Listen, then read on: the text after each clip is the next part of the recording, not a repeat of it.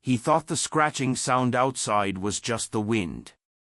But when he looked through the window, a massive bear was sitting on his porch, and it wouldn't leave. That's when he noticed something that made his chest tighten. The bear was wounded. Mason Reed had spent enough winters in the Montana wilderness to know the difference between ordinary night sounds and the kind that made the hair stand up on the back of your neck. Tonight, it was the scratching, low, heavy, deliberate. Not the frantic rustle of a raccoon. Not the quick scurry of a fox. This sound carried weight. He set down his coffee mug, the liquid inside trembling against the wood of the table, and stood motionless in the cabin's silence. The fire crackled behind him, throwing shifting shadows across the log walls. The scratching came again, this time followed by a dull thud. Porch boards creaked under weight.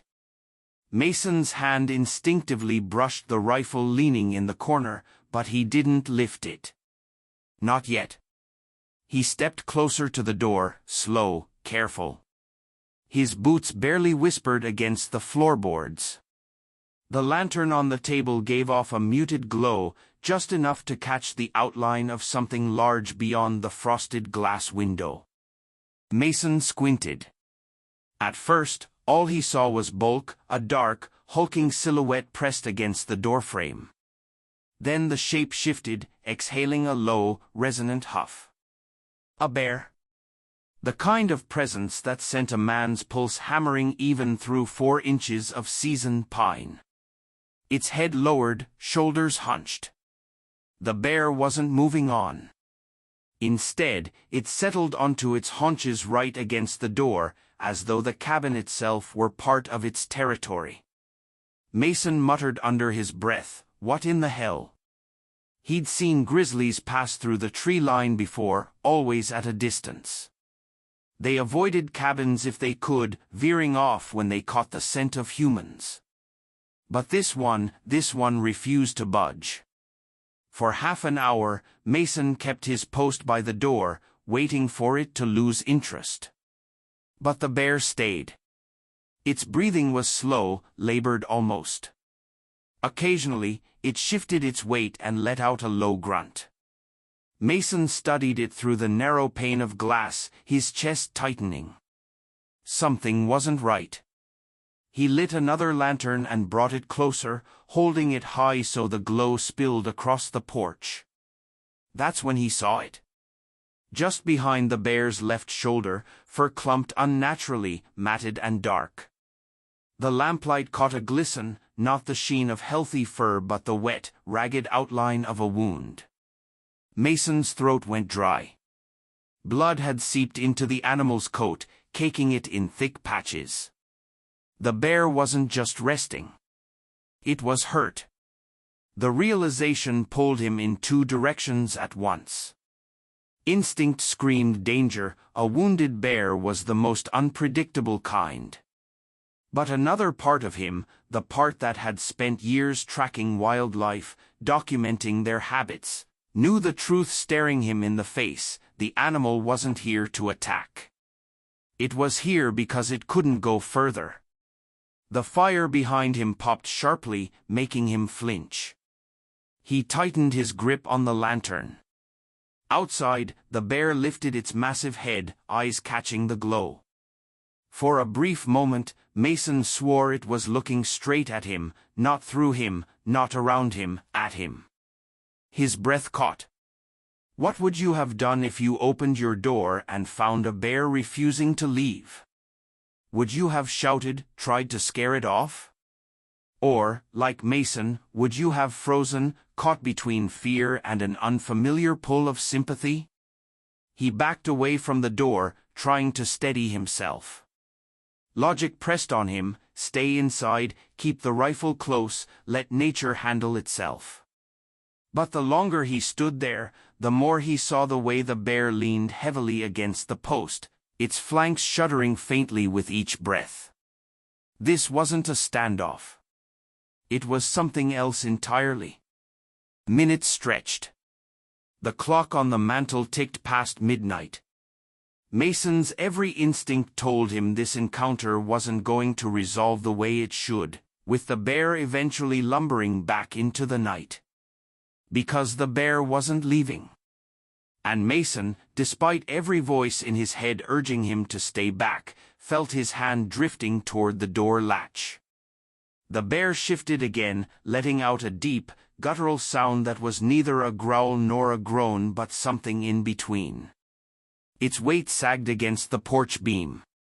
Mason knew what he was seeing now: exhaustion. Injury. The kind that could mean life or death for a wild creature. His pulse raced. He took a single step closer, hand brushing the cold metal of the door handle. The bear lifted its head again. Their eyes met through the glass. The air between them was thick, charged, silent except for the faint whine of the wind. Mason swallowed hard. He could almost hear his father's voice echoing from years back, teaching him as a boy, out here, respect means distance. You never intervene. Nature has its way. But staring at this animal, wounded, stranded on his porch, Mason wasn't sure he could follow that old rule. Not this time.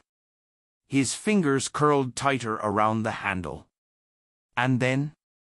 The metal of the latch felt colder than it should have. Mason's hand hovered there, unmoving, the fire's warmth at his back and the wilderness's pull pressing in from the other side. He wasn't reckless by nature. 46 years of living close to the land had taught him patience, restraint, respect. Yet now, staring at the wounded animal just feet away, those lessons tangled in knots inside him.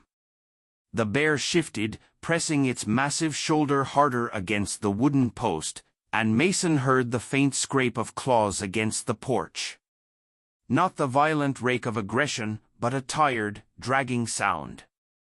The kind a man might make when he had walked too far on a broken leg. Mason eased away from the door again, pulse thrumming. His boots scuffed against the cabin floor. He turned back toward the window and studied the animal. In the lantern light, he could see more detail: fur clumped into thick mats, breath misting in uneven plumes, eyes half-lidded but still sharp. There was no mistaking it. This bear had come here because it couldn't keep going. His mind spiraled with possibilities. A fight with another bear? A run-in with a bull elk?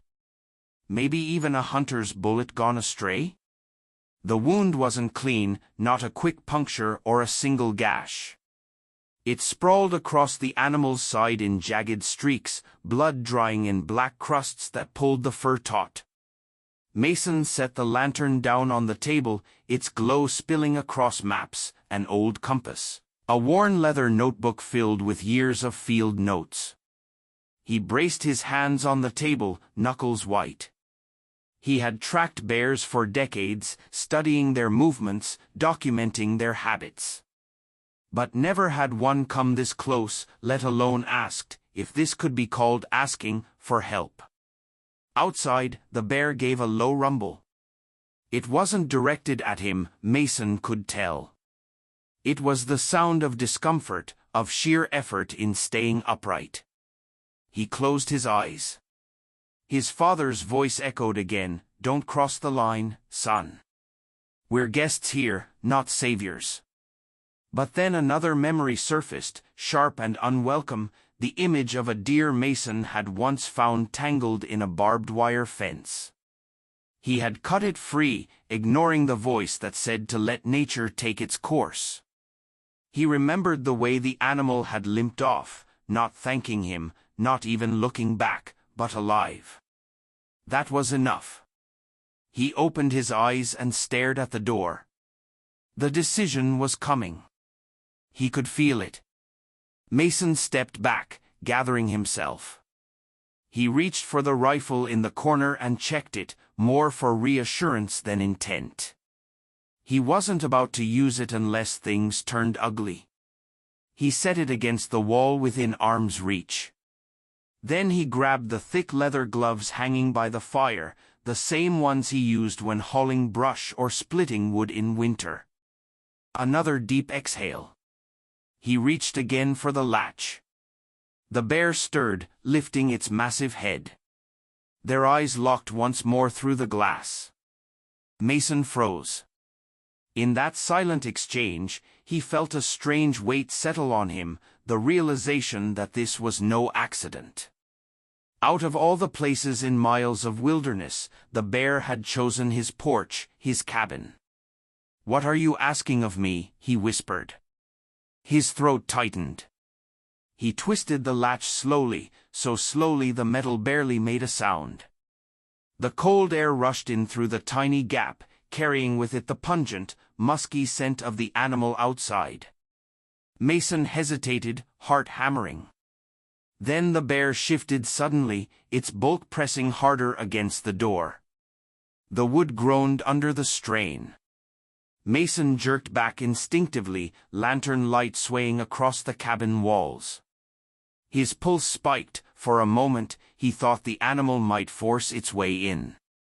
But the bear didn't push further. Instead, it let out a low, guttural moan and sagged back against the post. The door stopped rattling. Silence returned, heavy and thick. Mason's hands trembled against the edge of the doorframe. He wasn't ready. Not yet. He slammed the latch back into place and stepped away, chest heaving. He paced the cabin, boots thudding against the floorboards. His mind churned. If he left the bear, it might die. If he opened the door, he might not live long enough to regret it. He grabbed his coat, threw it over his shoulders, and lit a second lantern. He had to see more, not from behind glass, not in fragmented shadows. He had to know what he was dealing with. Lantern in one hand, gloves pulled tight, he slipped out the back door of the cabin, the cold night air biting his skin. The forest loomed, dark and silent, branches swaying in the faint wind.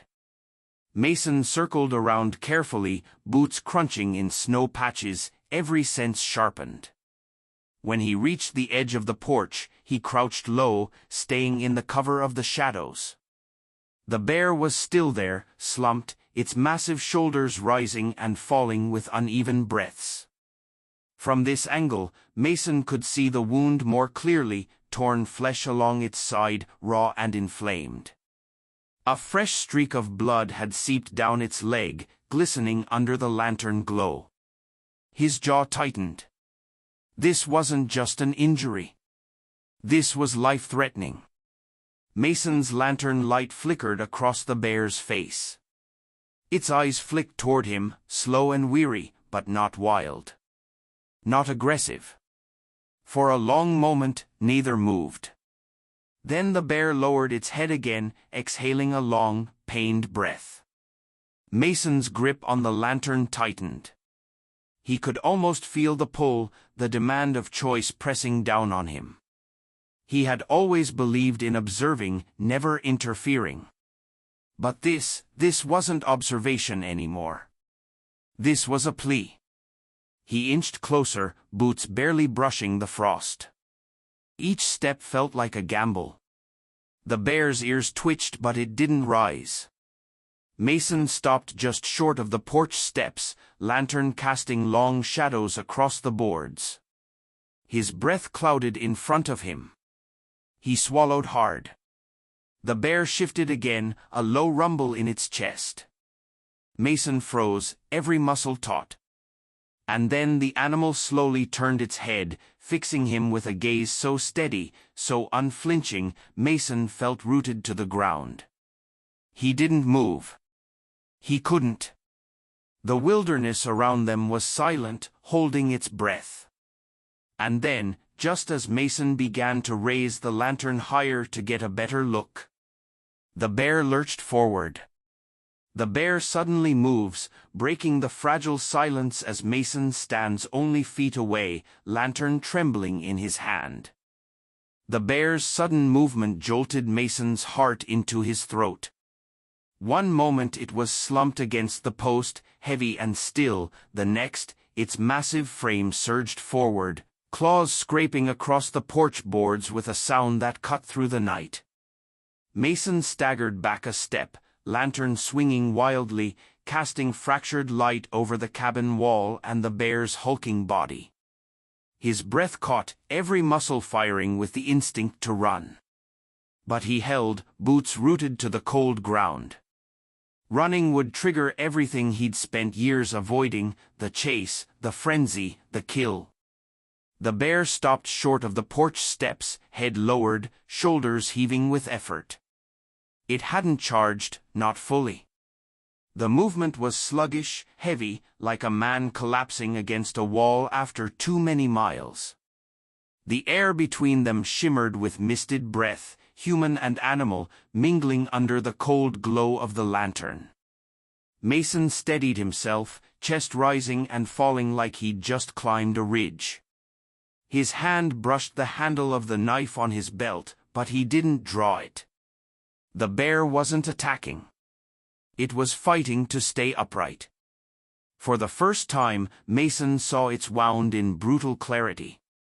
The fur around its shoulder was torn in ragged strips, skin puckered and inflamed. The fresh blood he'd noticed earlier wasn't from some old scar reopening, it was still seeping. Infection had already set in. Mason could smell it now, that sharp, sour tang that spoke of rot. "Damn it," he whispered, voice shaking. The bear's head lifted slightly, eyes reflecting the lantern's flame. They weren't the frenzied eyes of a cornered predator.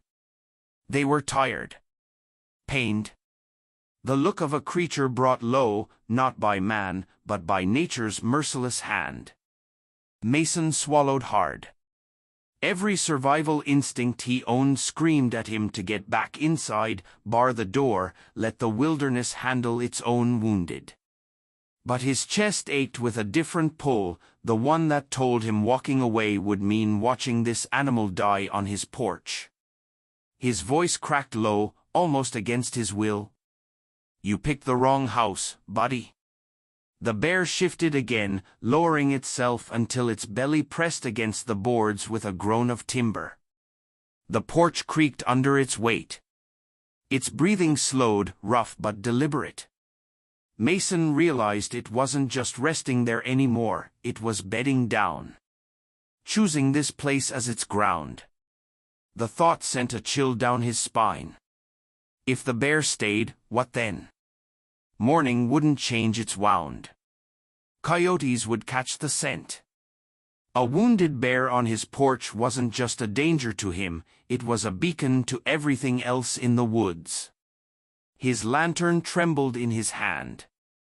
He backed slowly toward the steps, eyes never leaving the animal. Each retreating step echoed in his chest louder than the last. He wanted to believe the bear's exhaustion made it harmless, but he knew better. A single surge of adrenaline, a wrong move, and he'd be nothing more than a smear of red in the snow. The bear's ears twitched as he moved, following the sound. Mason froze again. Its eyes narrowed faintly, but it didn't rise. Instead, it exhaled, a guttural, almost human sigh that rattled deep in its chest. Mason stood there, suspended in the cold night, until the lantern's flame sputtered and steadied again. Finally, he edged backward, step by step, until the cabin's back wall pressed against his shoulders. He slid along it, keeping the porch in sight, until he reached the rear door. His gloved hand fumbled with the latch, heart pounding. He slipped inside, closed it softly, and leaned against the wood, chest heaving. The cabin felt smaller than before, tighter, as though the bear's presence pressed against every wall. Mason set the lantern down on the table, rubbed his face with trembling hands, and stared into the fire. For years he had lived by the rule, respect the distance. But the bear had erased that distance tonight. It had chosen his porch. Chosen him. And now the choice was his, act or let it die. He poured himself a glass of water, though his hands shook too badly to drink it. He paced the cabin back and forth until the first pale streaks of dawn bled across the frosted windows. When he finally cracked the door again, the morning light revealed the bear exactly where it had been. Its great body sprawled across the porch, head resting against the boards, breath visible in weak clouds. Mason's gut tightened. The animal hadn't moved. Not through the long night, not even with daylight burning the frost from the trees. This wasn't temporary. This was something deeper. He knew he had two options: load his gear, head down the mountain, and pretend he'd never seen it, or step outside, risk everything, and face the truth of the wound up close. He closed his eyes, exhaled through clenched teeth. Then he grabbed his gloves again, shrugged on his coat, and reached for the small kit he used on his sled dogs when they cut themselves on ice. Gauze, antiseptic, thread. Primitive tools against a wilderness wound, but it was all he had. As he stepped toward the door, rifle slung over one shoulder, first aid kit in the other hand, he whispered to himself, "This is insane." The bear stirred at the sound of the latch, head lifting sluggishly, eyes half-focused. Mason froze on the threshold, every nerve alive. The porch boards creaked as he stepped out, boots heavy in the frost. The bear's gaze tracked him, steady, unblinking. Mason's hands clenched around the kit. He was close enough now to hear the animal's breathing, rough, wet, pained. The wound looked worse in daylight, a patchwork of torn flesh and clotted fur. Mason crouched low, his shadow stretching across the boards toward the bear. The animal rumbled deep in its chest, low but not sharp. A warning, perhaps. Or something else. Mason set the kit down beside him, every motion slow, deliberate. His throat was dry, heart battering his ribs. He reached into the kit, pulled out the gauze, and steadied his hands. The bear shifted its weight, claws scraping the wood. Its head lifted higher, and its eyes bore into him with sudden intensity. Mason froze, mid-motion. The gauze hung from his hand. And then, the bear let out a sound that froze him to the core, a raw, guttural cry of pain that echoed across the trees. The bear's pained cry splits the air as Mason crouches only feet away, gauze in hand, uncertain if the next second will bring connection or chaos. The cry that tore from the bear's throat was raw enough to shake the air itself. Mason flinched, hand jerking back, the strip of gauze fluttering to the porch boards. The sound wasn't a roar meant to intimidate, it was guttural, broken, pain compressed into a single, haunting note. For several heartbeats, Mason froze, ears ringing. The bear's chest heaved, frosty clouds bursting with each labored breath. Then, silence again, broken only by the faint rustle of pine branches swaying in the cold morning wind. Mason crouched there, every nerve on fire. His instincts screamed to retreat, to back into the cabin, slam the door, and let nature reclaim what it would. But something in the animal's posture rooted him in place. The bear hadn't lunged. It hadn't risen. It had only cried out, as if to say, "This is what I carry. This is why I came." His voice cracked low, steady as he could make it. "Easy, big fella. Easy now." The bear's head lowered again, resting heavily against the wood, sides trembling. Mason reached slowly for the dropped gauze, his hand deliberate, each motion exaggerated in case suddenness triggered panic. His fingers closed around the fabric. He swallowed, his throat dry as sandpaper. He tore the gauze into strips, setting them beside him, then reached for the bottle of antiseptic. The tiny rattle of liquid inside sounded deafening in the morning stillness. The bear's ears twitched, eyes narrowing, but it didn't rise. Mason leaned forward, just enough for the sharp tang of infection to hit him again.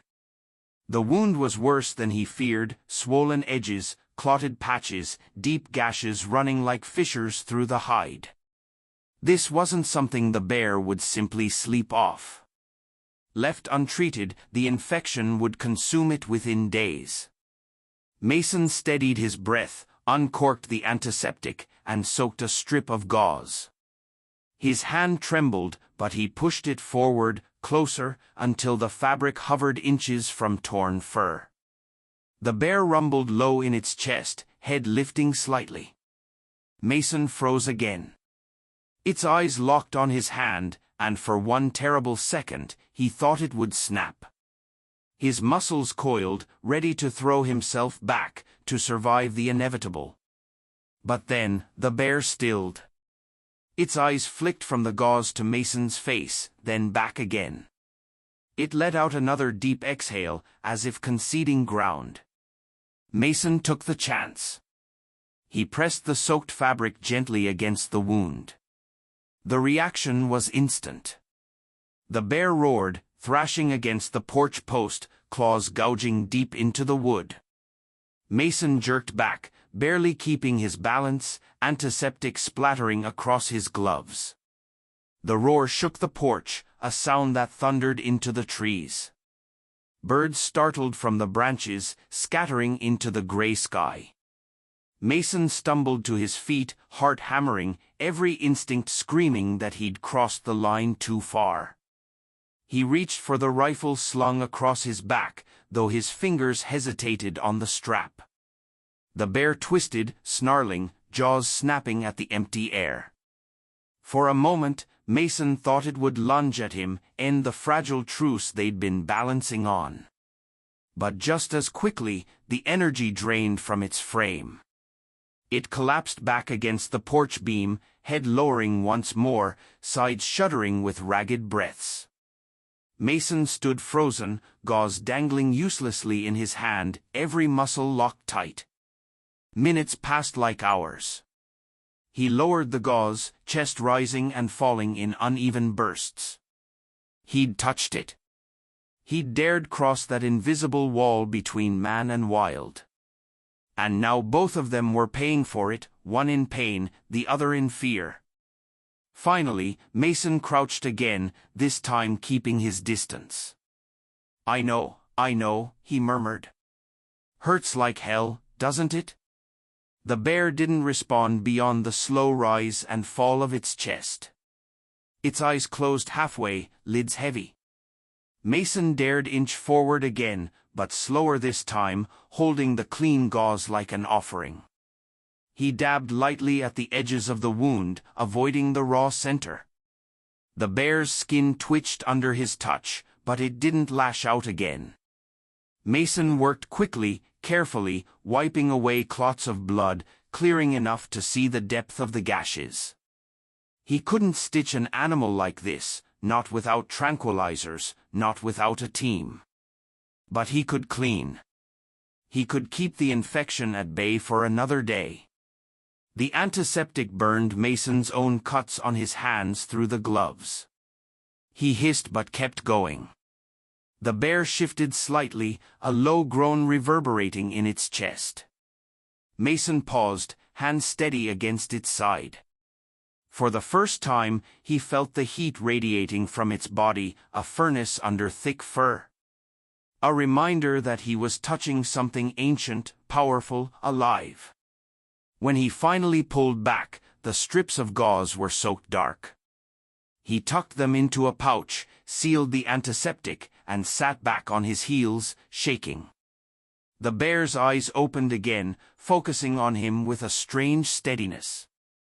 "You're tougher than me," Mason whispered. The bear blinked slowly. Then its head sank fully to the boards, a long, guttural exhale rolling out like surrender. Mason sat there, unable to move. His entire body ached with adrenaline. He had crossed the line, and the world hadn't ended. But the risk was far from gone. One wrong motion, one surge of energy from the animal, and the balance would snap again. The morning sun inched higher, spilling pale light across the porch. Mason finally rose, legs stiff, and backed toward the cabin door. He needed rest, supplies, maybe even help. But as his hand touched the latch, he looked back. The bear was still watching him. And this time, it wasn't just pain in its eyes. It was something quieter, deeper, something Mason couldn't name but felt to his core. He stepped inside, closed the door, and pressed his back against it. His pulse still pounded, but another feeling began to edge its way in, a strange, fragile thread of connection. He set the kit on the table, stared at the bloodied gauze, and whispered to the empty cabin, "What the hell am I getting into?" Then, a sound broke the silence. Not the bear. From the edge of the woods came another noise, sharp, deliberate, closer than it should have been. Mason's head snapped toward the window. As Mason reels from tending the bear's wound, a new sound emerges from the tree-line, something moving, watching. Mason crouched near the porch steps, watching the wounded bear. The fading sunlight spilled orange across the clearing, outlining her massive frame against the cabin's shadow. Her breathing was shallow, uneven, more labored now than earlier in the day. He could hear it, a faint wheeze buried beneath each rumbling exhale. He didn't know how much longer she could last without help. But every instinct told him the situation was more dangerous than ever. The cub, sensing his mother's distress, paced anxiously near her side. It made short, nervous sounds, half growl, half whimper, as if urging Mason to act. He pressed his palms against the weathered wood of the porch, grounding himself. He had stitched up hounds caught in barbed wire. He had cleaned cuts on livestock. But never had he been this close to a full-grown grizzly, let alone one that was hurt, vulnerable, and unpredictable. "Easy now," he whispered, though his voice trembled. He didn't know if the words were for the bear or for himself. The first challenge was clear: he had no proper medical kit here at the cabin. Only a small box with gauze, alcohol wipes, and a roll of tape. Nowhere near enough for an animal this size. But he did have something else: experience. Years spent in the wilderness had taught him how animals handled injury. They didn't complain, they didn't panic, they simply endured until they couldn't. And right now, she was near her limit. Mason stepped off the porch carefully, boots sinking into the soft earth. The bear's head lifted, eyes fixing on him instantly. Her growl was low but not full of rage, it was tired, strained. "I'm not here to hurt you," he said softly. "I just want to see what's wrong." The cub darted in front of her, puffing up with courage it barely had. Mason froze. For a long, tense moment, man and cub locked eyes, two protectors unwilling to back down. But then the mother bear made a small sound, almost a grunt, and the cub reluctantly stepped aside. Mason moved closer, crouching just out of swiping distance. That's when he saw it clearly in the dim light. A deep gash ran along her shoulder, torn open by something sharp. Blood had matted her thick fur, crusting into dark clumps. Around the wound, the skin was swollen, angry red, and Mason recognized the signs immediately. Infection was already setting in. His stomach tightened. This wasn't from a fight with another bear, this looked like metal. Jagged. Maybe barbed wire. Or worse, a trap. He swallowed hard. A bear this size couldn't survive long with such an infection. Not without treatment. The cub nudged its mother gently, as if asking her to lie down. She resisted at first, but then, almost with resignation, lowered herself fully onto the dirt, leaving her injured side partly exposed to Mason's view. He exhaled. That was the closest thing to permission he was going to get. But how could he help her here, alone, with almost nothing? He considered his options. He could try to clean the wound with the alcohol wipes, but that would be excruciating for her, and a bear in pain could lash out without warning.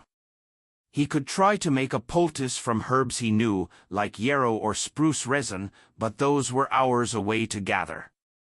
He had to choose quickly. Her strength was fading. The cub's wide eyes flicked from Mason to the wound, then back again. It seemed to understand, on some instinctive level, that this strange human might be the only hope left. Mason reached slowly into his jacket pocket and pulled out a ragged handkerchief. He dipped it into a tin cup of water he carried at his belt, wrung it out, and extended it slightly toward the wound. The bear's eyes narrowed. Her lips curled, showing the edge of teeth. Mason froze again, heart pounding. But then, she didn't move. She only stared at him, unblinking, waiting. He took that as a chance. Inch by inch, he stretched forward, until the damp cloth barely touched the edge of her fur. He dabbed gently. The bear's body tensed, muscles coiling beneath her skin. He braced for the inevitable strike. But it never came. Instead, she let out a sound, half groan, half sigh, that sent a shiver through him. It wasn't rage. It was pain, yes, but also trust. Fragile, tentative trust. Mason's throat tightened. He kept working, carefully soaking away dried blood, revealing more of the wound beneath. The gash was worse than he feared, deep, jagged, and already oozing with infection. He had no antiseptic strong enough to stop it, no sutures to close it. But what he did have was time, and the willingness to try. As he cleaned, the cub curled beside its mother, never taking its eyes off Mason. The wilderness around them was hushed, as if the forest itself held its breath. Every nerve in Mason's body was alive with fear and awe. This was the closest he had ever been to a wild grizzly, and she was letting him touch her, because she had no other choice. Because maybe, in some strange way, she trusted him. But just as he began to feel a fragile sense of progress, the bear's body jerked suddenly. Her breathing hitched, her paw slammed against the dirt, barely missing his leg. Mason stumbled back, falling to his knees. The cub cried out. The mother bear's eyes flared with fresh pain. And then Mason saw it, something he hadn't noticed before. Buried deep within the wound, glinting faintly in the fading light, was metal. Something was still inside her. Mason's breath caught as the metallic glint winked back at him from the bear's torn flesh. It wasn't just a cut, it was a wound that still held something inside. He leaned closer, careful not to move too suddenly. His stomach churned as the truth set in. A shard of jagged steel was lodged in the bear's shoulder. Rusted at the edges, it looked like a fragment of an old trap, maybe even a piece of barbed wire twisted into her muscle. Whatever it was, it didn't belong there, and it was slowly killing her. The bear groaned, her eyes fluttering with pain. The cub pressed its head against her neck, as if trying to comfort her. Mason swallowed hard. If he left the metal in, the infection would spread. She wouldn't last more than a few days. But if he tried to remove it, the pain could drive her into a frenzy. One wrong move and she could tear him apart in seconds. He sat back on his heels, running a hand through his hair. "This is insane," he muttered. "I can't do this alone." But then he looked at the cub. Its small body trembled, not from fear but from desperation. The little bear's gaze was fixed on him, as if pleading. Mason's chest tightened. He thought of the many nights he'd spent in these woods, tracking animals, studying their patterns, learning their ways. The wilderness had given him so much, a sense of belonging, a purpose. And now it was asking something back. He set his jaw. He had no choice. He had to try. "All right," he whispered. "But we're going to need firelight." He moved back to the porch and grabbed a lantern, striking a match until the glass glowed warm. The flame threw long shadows across the clearing, painting the bear's body in flickering gold. She stirred, uneasy at the new light, but didn't rise. Mason took out the small kit he had, a pocket knife, the rag, a half-empty bottle of rubbing alcohol, and the roll of gauze. Pitifully small compared to what he needed. Still, it would have to do. He doused the knife blade with alcohol, his hands shaking slightly. He could hear his own pulse in his ears. He'd stitched animals before, but digging metal out of a wild grizzly's shoulder? This was a different league entirely. He crouched low again, the lantern at his side, casting its glow over the wound. The metal shard gleamed more clearly now, jutting out just beneath layers of congealed blood. Mason reached forward, trying to keep his movements slow, deliberate. The bear's eyes tracked him, sharp but dulled by exhaustion. Her lips curled briefly, a low rumble rolling from her chest. "I know," Mason said softly. "It's going to hurt." The cub whined, pacing nervously. Mason pressed the rag around the wound, trying to steady the area. Then, with his knife, he gently prodded the edge of the shard. The bear tensed instantly. A guttural growl rumbled out, and her massive paw slammed the dirt beside him, scattering soil. Mason froze, every muscle in his body locking. Her eyes burned into his. For a moment, he thought it was over, that she would lunge, and this desperate attempt at help would end in blood. But then, with visible effort, she stayed still. Her breathing came hard, fast, ragged. But she didn't strike. Mason exhaled shakily. "Good girl," he whispered. "Just hold on." He gripped the shard carefully with the knife's flat edge, nudging it free of the swollen tissue. The resistance made his stomach twist, it was lodged deep. The bear's body jolted, a loud roar bursting from her throat that echoed through the trees.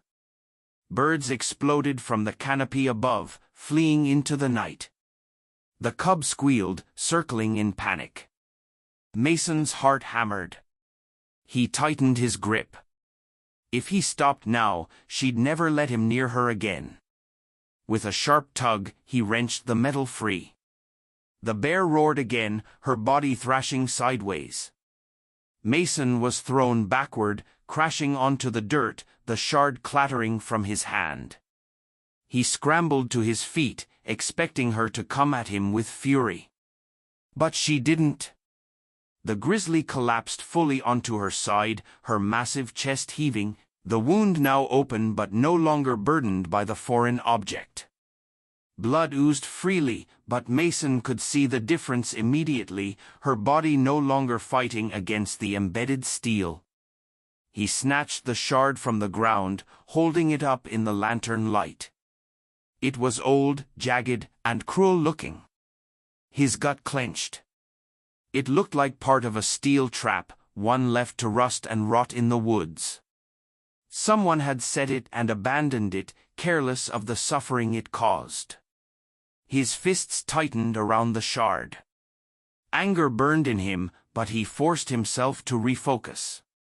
The bear wasn't safe yet. She was bleeding badly. He rushed back to her side, pouring what little alcohol he had left over the wound. The bear jerked violently, another roar splitting the night. Mason threw his weight back, ready to dive clear, but she didn't rise. She only shook, teeth bared, eyes blazing with pain. I know," Mason muttered, pressing the rag hard against the wound to stem the bleeding. His mind raced. The alcohol would kill some of the infection, but not all. He needed more, clean bandages, herbs, something. But for now, all he could do was press and hold. Minutes dragged by, the night air filled with the bear's ragged breathing and the cub's pitiful cries.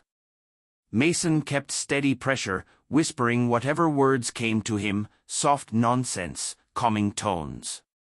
Gradually, the bear's growls faded into exhausted huffs. Her eyes drooped, half closing. The cub crept closer, curling against her massive frame, as if to lend its warmth. Mason's arms ached, but he didn't move. Not until he felt the bleeding slow under his hands. Finally, he dared to lean back, his shirt soaked with blood, his heart still racing. The bear was alive. Weaker, but alive. He looked again at the shard of metal glinting in the lantern light. His jaw tightened. Somewhere out there, a careless human had left that trap. And now this animal, this mother, was paying the price. But as his anger swelled, a new sound reached him. A rustle in the woods. Not the wind. Not the settling forest. This was heavier, deliberate. Mason stiffened, eyes snapping toward the tree line. Something else was out there. Watching. The rustle in the woods grew louder. Mason's instincts sharpened instantly. He knew the sounds of the forest. This wasn't a deer, wasn't the wind brushing through branches. This was heavier, slower. Deliberate. He straightened, lantern in one hand, knife in the other. His eyes scanned the darkness beyond the clearing, every shadow a potential threat.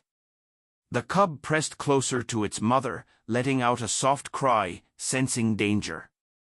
The wounded bear stirred weakly but stayed down, too drained to rise. Mason's pulse hammered in his ears. Out here, anything could be moving through those trees, another predator, drawn by the smell of blood. Wolves. Coyotes. Even another bear. Stay calm, he muttered to himself, though the words sounded hollow. He edged closer to the tree line, lantern raised high. The light spilled across the forest floor in trembling circles, catching glimpses of leaves, moss, and low branches. For a moment, silence returned, thick and heavy. Then came the sound again, a branch snapping under weight. Mason's grip tightened on the knife. "Who's there?" His voice carried across the clearing, firm but strained. A pause. Then, movement. From the shadows, a pair of eyes reflected back the lantern's glow. Not yellow like a wolf's. Not wide like a deer's. These eyes were higher, steady. Human. Mason exhaled sharply. "Show yourself." A figure stepped into the edge of the light, a man, tall, broad-shouldered, wearing a worn jacket and carrying something slung over his back. Mason's gut twisted as the lantern revealed the shape, a rifle. The stranger froze when he saw the scene before him, the wounded grizzly, the cub pressed against her side, and Mason crouched near them, hands stained with blood.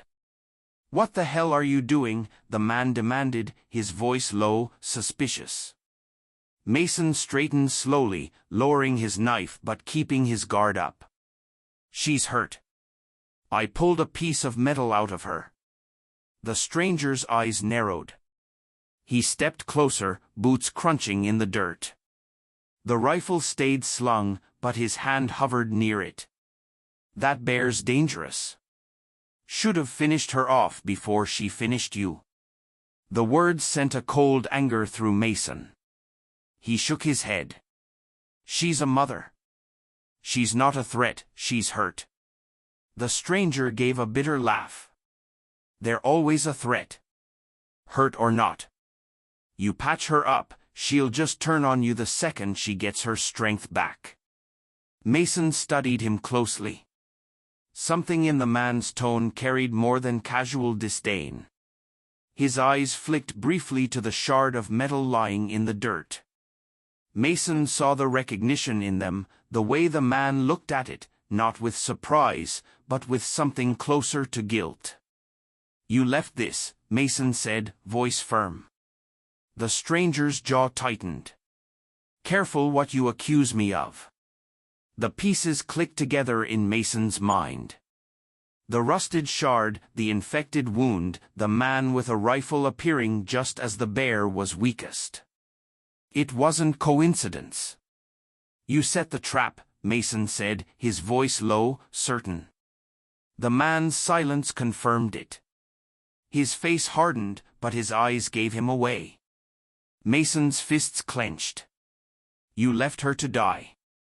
The stranger stepped closer, his voice sharp. "I set traps for game.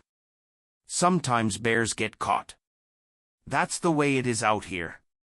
"No," Mason snapped. "That's the way it is when you don't care what suffers." The man's hand brushed the rifle strap. The lantern light caught the tension in his jaw, the calculation in his eyes. For a moment, Mason thought he might raise it, end this argument with the crack of a shot. But then, the cub let out a cry, a sharp, trembling sound that cut through the night. The man's gaze shifted briefly, landing on the small bear pressed against its mother. His expression faltered, if only for a second. Mason stepped into the silence. "Look at her. She's fighting to stay alive for that cub. You put her here. Don't make it worse." The stranger's eyes flicked between Mason, the bear, and the cub. The forest around them was quiet, as though waiting for his choice. Finally, he spat to the side. "You're a fool. That thing'll kill you the second she can." He turned as if to leave. Relief washed over Mason until the man stopped, glancing back with cold detachment. "But if she makes it, she won't be your problem. She'll be mine." Mason stiffened. "What do you mean?" The man's lip curled. "A wounded bear like that, easy target. Pelt's worth something, even in her state. You just did the hard part pulling the steel out." The words hit Mason like ice water. He realized the danger wasn't over. Saving the bear from infection was only half the fight. Now she was in the crosshairs of someone who saw her only as a prize. Mason's voice dropped, steady with resolve. "You won't touch her." The man smirked. "You gonna stop me?" The two men stood locked in silence, the lantern glow between them casting long, sharp shadows. Behind Mason, the bear let out a faint groan, her cub pressing tighter against her. The stranger adjusted his rifle strap, his voice low. "We'll see." He stepped back into the shadows of the tree-line, vanishing as quickly as he had appeared. The forest swallowed him whole, leaving only silence and the distant echo of his boots fading into the dark. Mason's chest heaved. He turned back to the bear. She was still breathing, but weaker now. The cub's eyes glistened, wide with fear. Mason picked up the shard of metal, staring at its jagged edges. He had removed the trap from her flesh, but not from her future. And now, with that man out there, the danger had only grown. The man's rifle didn't waver, his silhouette cut sharp against the flickering glow of Mason's lantern. The cold metal barrel gleamed in the night, pointed squarely at Mason's chest. "Step away from the bear," the stranger growled. His voice was low, gravelly, carrying the authority of someone who had given this command before. Mason's breath came shallow. The cub whimpered behind him, curling closer to its mother's side. The wounded bear shifted slightly, her massive frame trembling from blood loss but her eyes fixed on the stranger. Not fear, recognition, and something deeper. Mason raised his hands slowly, palms open. "She's hurt," he said. His words were calm, measured, the voice of a man trying not to spook a wild animal or an armed one. "She came here because she didn't have anywhere else to go." Look at her shoulder, she won't make it if we leave her like this. The man's jaw clenched. His stance was wide, practiced. He wasn't just some backwoods hunter stumbling across a scene, there was purpose in every movement. You don't understand, he said flatly. That bear is marked. She's trouble. And if you don't move, you'll end up just like the last man she tore into. Mason blinked. The words cut through the night sharper than the wind. Torn into? His eyes flicked from the stranger's grim expression back to the wounded bear. Her breathing was shallow now, ragged, steam rising from her nostrils into the lantern's glow. What are you talking about? Mason asked, lowering his hands slightly. The man shifted his grip on the rifle, his finger hovering near the trigger. That wound on her shoulder? That's no accident. She tangled with a poacher's trap, and when a man tried to free her, she mauled him. Nearly killed him. She's dangerous. Mason's chest tightened. He looked at the bear again, at the dark matted fur around her wound, at the way the cub pressed close against her ribs. He remembered the way she had stood silently on his porch, waiting, not charging, not breaking through. Just waiting. She didn't hurt me, Mason said quietly. I've been close to her all night. If she wanted me gone, I'd already be gone. The stranger's eyes flicked between Mason and the bear. You don't get it, he snapped. Bears like her don't change. Once they've tasted blood, it's only a matter of time. The air was taut, strung so tight that Mason felt it would snap if anyone so much as breathed wrong. He could almost hear the hum of the rifle's tension. Then the bear shifted, pushing her muzzle weakly against the cub. The little one whined, pawing at her shoulder. For a brief, heartbreaking moment, Mason saw not a beast, not a threat, but a mother fighting to stay alive for her young. He stepped forward, just one step. The rifle jerked up immediately, barrel locking back on him. Don't, the stranger hissed. Mason's voice broke with urgency now. If you shoot her, the cub dies too. You know that, don't you? He won't make it alone. And if she came to me for help, if she trusted me, doesn't that mean something? The stranger hesitated. His knuckles whitened around the rifle stock. His silence stretched, thick with the weight of a decision neither of them wanted to make. For a long, unbearable moment, the only sound was the rasp of the bear's breath and the sharp rustle of the pines above. The night seemed to hold its breath with them. Finally, the man lowered the rifle, just an inch, but enough. His voice came out strained, conflicted. You've got until sunrise. After that, if she's still here, she's mine. Mason felt the ground shift beneath him, relief and dread colliding in equal measure. Sunrise. That was all he had. Hours, maybe less, to do the impossible, to heal a bear that nature itself seemed ready to take from this world. The man stepped back, fading into the shadows of the tree line. But his parting words clung like frost in Mason's mind, don't make me regret this. As the rifle's gleam disappeared into the night, Mason turned back to the bear. Her eyes had drifted half-closed, her strength waning. The cub pressed against her fur, small body trembling. Mason knelt, resting a hand gently on her thick coat. We've got one night, he whispered. His voice cracked with the weight of it. Just one night. The bear's body shuddered beneath his palm, as if she understood. The cub's dark eyes lifted to him, desperate, pleading. Mason looked up at the endless black of the sky. He had no plan, no medical supplies, no backup. Only instinct, and the fragile thread of trust he'd built. And the knowledge that when the sun rose, everything would change. Would Mason find a way to save her before sunrise, or would the stranger return to end what he had started? Mason hadn't slept a second. The lantern flickered low, its fuel nearly spent, but he kept it burning.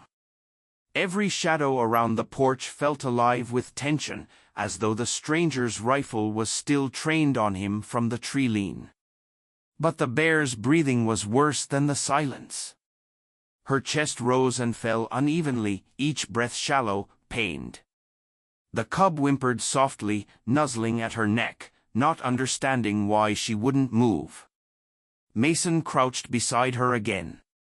His hands were stained with blood from where he had already tried to clean the wound.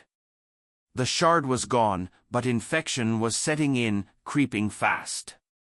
He could smell it in the air, sharp and foul, mixing with the pine and damp earth. He whispered to her, not because she could understand the words, but because his voice might calm her. "Easy, girl. You're still here. You're still fighting." The cub shifted, eyes wide, watching him. It trusted him now, or at least tolerated him, but Mason knew it wasn't enough. He needed more than trust. He needed a miracle. He stood, scanning the cabin with frantic eyes. What did he have? Old linens. A half-empty bottle of whiskey. Salt. A hunting knife. Nothing close to real medicine. He cursed under his breath. And then he remembered. In the shed, there was an old box of supplies left by his grandfather, a first aid kit from the days when they had trapped and treated their own sled dogs. Mason hadn't touched it in years, but maybe, just maybe. He grabbed the lantern, set it carefully on the porch rail, and sprinted across the yard. The night was colder now, frost crusting the grass, each step crunching beneath his boots. His breath came in clouds. The shed door groaned as he pulled it open. Inside, the smell of oil and dust was overwhelming. He shoved aside rusty traps, cracked leather harnesses, and a broken sled until his hands landed on the wooden box. When he flipped it open, relief surged through him. Gauze. Old antiseptic. Even a set of syringes wrapped in brittle paper. He didn't know if any of it was still usable, but it was better than nothing. Back at the porch, he laid everything out on a blanket. The cub pressed closer to its mother, watching him intently. The bear's eyes fluttered open for a moment, glassy but still aware. "I need you to hold on," Mason said softly. He dipped a cloth in the whiskey and began to flush the wound again. The bear groaned, a deep rumble of pain, but didn't move away. Her trust cut through him more sharply than any knife. Next, he opened a small tin of antiseptic powder. It had clumped with age, but he sprinkled it into the wound, praying it would slow the infection. Then he wrapped the shoulder tightly with gauze, layering strips of torn linen on top to keep it secure. His hands shook as he worked. "Come on," he whispered again and again, like a mantra. "Come on." Hours bled into each other. Mason sat beside her, head nodding, only to jerk awake again at every shift of her breathing. He forced himself to stay awake, to listen, to be present. The cub curled against him now, small warmth pressed against his leg as though he was part of their family. But the night wasn't still. Somewhere beyond the porch, branches cracked. A soft crunch of boots in frost. Mason froze. His hands slid instinctively to the knife at his belt. The stranger. His promise had been clear, sunrise. But Mason could feel it in the air, the man wasn't waiting. He was out there, watching, circling like a wolf in the dark. The bear stirred weakly, her eyes flicking open. She gave a low rumble, not of aggression, but of awareness. She knew, too. Mason's heart pounded. He couldn't fight off a man with a rifle, not with just a knife. And he couldn't move the bear, not in her state. The only thing he had was time. If she could survive until dawn, maybe she would be strong enough to stand. Maybe he could buy her another chance. But dawn was still hours away. He looked at the cub pressed against him, its eyes blinking with tired innocence. If the stranger came now, there was no way he could protect them both. He rose slowly, gripping the lantern, and peered into the dark tree line. The forest loomed silent, but he could feel the weight of unseen eyes. Not tonight, Mason whispered to himself. Not like this. He turned back to the bear, her breath rattling but steady for now, the bandage holding firm. If she could just last until sunrise, maybe. The sound came again. Closer this time. The unmistakable click of a rifle being cocked in the darkness. Mason froze. His chest tightened. He stepped in front of the bear, knife ready, knowing full well it was no match. "Stay away," he shouted into the night, voice breaking with raw desperation. No answer. Just silence. Then another crunch of boots. The cub whimpered, pressing into its mother's fur. The bear tried to lift her head but fell back, strength spent. Mason's pulse hammered in his ears. This was it, the moment. Was the stranger about to take the shot before dawn, or would something else in the forest intervene first? The night held its breath. Mason's knuckles whitened around the knife as he stood between the rifle's unseen barrel and the bear lying behind him. The cub whimpered again, the sound small but sharp in the frozen silence. Then came a low growl, not from the bear, but from the forest itself. Deep, guttural, and close. The boots stopped. The forest went still. Mason's pulse thundered in his ears as the growl grew louder. A second later, branches snapped and another grizzly lumbered into view. Bigger, uninjured, its coat heavy with frost. Its eyes fixed on the tree line where the stranger lurked. The rifle didn't fire. No words came from the shadows. Only silence, broken by the raw presence of another bear. Mason realized then, the wounded mother wasn't alone. Whether mate, kin, or simply another drawn by scent, she had backup in the wild. The new bear stood tall on its hind legs, head high, and roared into the night. The sound tore through the trees, shaking the porch boards beneath Mason's feet. A curse hissed from the tree line, followed by retreating footsteps, fast, crashing through brush. The rifle's silhouette vanished, swallowed by the dark. Mason exhaled, his whole body trembling. He lowered the knife but didn't relax. The second bear dropped back onto all fours, snorted, and paced closer. Mason's heart raced, but the wounded mother gave a low groan, her eyes opening to meet the newcomer.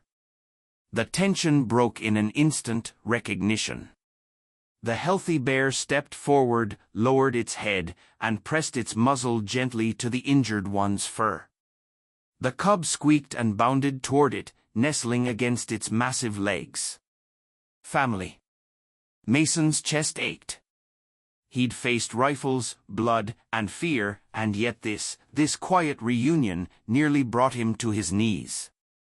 He sat down slowly on the porch boards, exhausted.